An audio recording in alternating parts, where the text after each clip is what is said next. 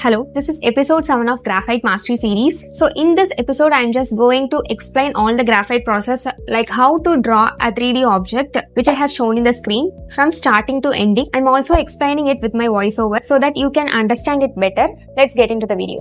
As usual, we can mark the outline using HB pencil. To mark, I'm using the overhand grip method and lightly mapping the outlines. Once completed, I am reducing the outline using a kneadable eraser. If you don't have kneadable eraser, you can use a normal eraser too. I'm just placing a tissue paper below my hands to avoid smudges. Using a 10B pencil, I'm just marking the outlines, which is very dark in the object. Also, I'm just marking the outline of the shadow using a 10B pencil with a very light pressure. Then we can start to shade using a 10B pencil. So first I am shading the occlusion shadow which is close to the object and it is very dark. Once completed, I am just marking the outlines again using the sharp tip of the 10B pencil. Then we can add the layers in the right side using a 10B pencil. Similarly, mark the left side also. I mean to shade using a 10B pencil carefully. If you note here, this part is having the light shadow than the occlusion shadow part which is close to the object.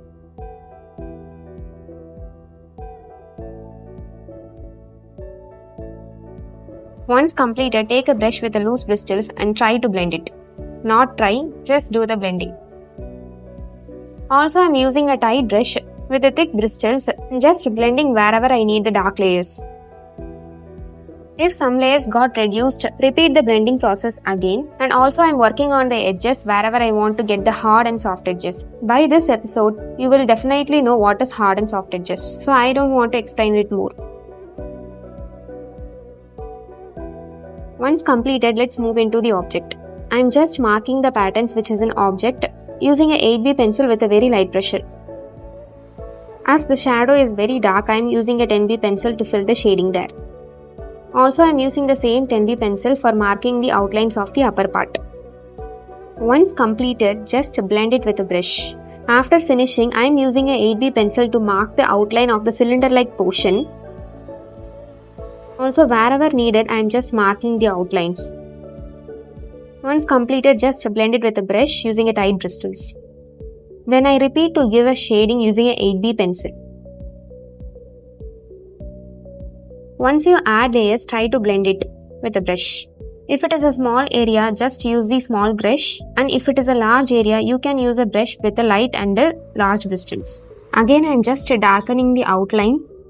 Now I am just blending with a brush with tight bristles to keep it darker. I am using a 8B pencil to mark the outline of that knob-like portion. Slowly, I am adding the patterns inside using the same 8B pencil, and I am just bringing it towards inside. Just giving a basic layer in the first attempt.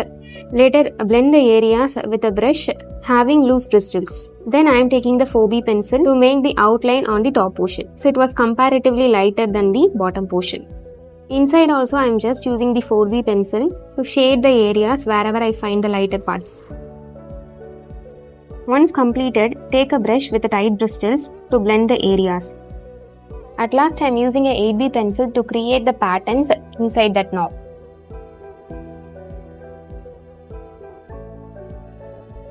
Once completed, I am taking a 8B pencil and I am just marking the shadows where I have to mark dark side and light sides for my convenience. Then I started to give the layers, very basic layer at first attempt. I want to keep a basic layer very light, so I am using a tissue paper to blend that. Once completed, I am using again the same 8B pencil to mark the outlines dark. Also, I am increasing the darkness above. To bring the soft edge, I am going to use the 8B pencil in the rounded motion in the dark shadow part. If you don't know what is soft edge, there has to be a gradual reduction in darkness or values. It should not have abrupt changes from complete dark to complete light. So I am just working on that. Once completed, as usual, blend it with a brush. Then using 8B pencil, I am just increasing the darkness in the top portion. I am also increasing the darkness in the bottom portion using the same 8B pencil, layer by layer. But the bottom portion have the light values, so I am not giving any darkness in there. Once completed, I am using a brush with the loose bristles and I am using the tight brush wherever I needed dark values. I will repeat the process until I am satisfied with the values present. Then we will move into the right part. I am using a 4B pencil to bring the gradual reduction in value close to the area where I have given 8B pencil. So once you have given, just take a brush and blend it. I am just marking the outlines of the patterns which is present inside so that it will be convenient to give the shadows there. Okay, sometimes we used to feel like why we have to draw these little objects when our main intention it is to draw some beautiful portraits, right? You will also have that question. But these are the fundamentals. If you jump directly into portraits, definitely you are going to miss a lot. That's why I'm starting the session with this. So I'm using a 10B pencil for marking the patterns inside in the right side.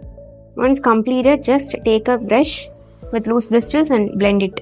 Again, I'm using a 8B pencil to give the base layer surrounding it. Also, I'm merging the two layers. I'm giving rounded motion to merge the two layers, which I'm going to give. For now, I'm making it as a soft edge so that it will be easy later. In the bottom portion also, I'm just marking with the 8B pencil the area where we can see complete darkness. I'm just marking it using a base layer. Once completed, I'm just taking the brush with loose bristles and blending that. I'm using a 2B pencil to mark the outline of the right part because that is the area which gets the light, so it is not so much dark.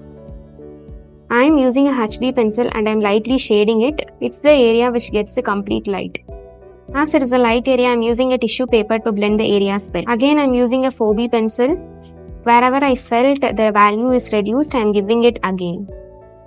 Also, I'm blending that area with a brush that having loose bristles. I'm using a 2B pencil to mark the area. I'm just joining the areas. I'm using a 8B pencil to fill the areas that having white spaces. After filling that spaces, just blend it with the brush. One thing I have to say, if you want to make portraits, the first thing you have to have is patience. And fundamental is the best thing to teach you that. I am using a 6B pencil to give the areas a little shading, a base layer. After shading, you can blend it with a tissue paper. I will repeat the same process until I am getting a smooth layer. So I am using a 10B pencil to mark the very dark areas.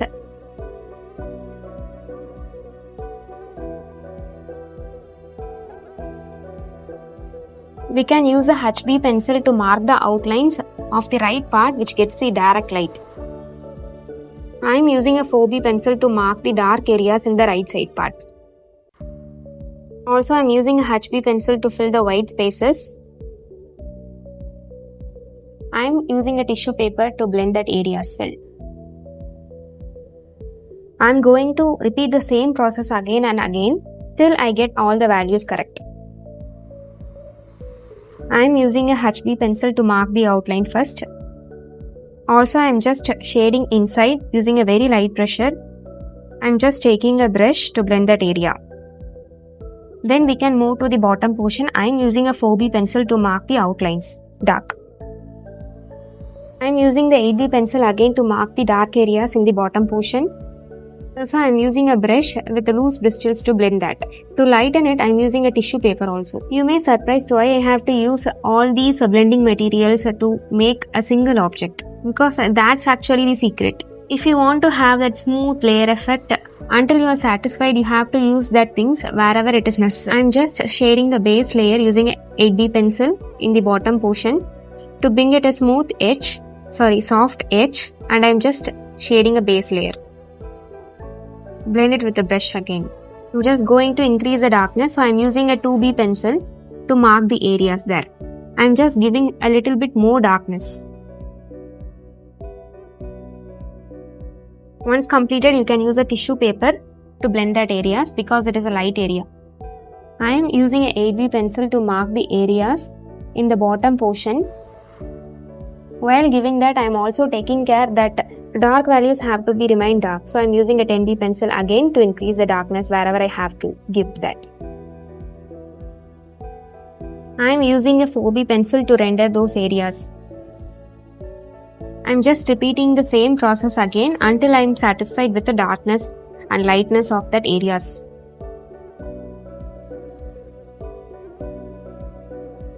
At last I am giving highlights using a DOMS eraser wherever it is needed.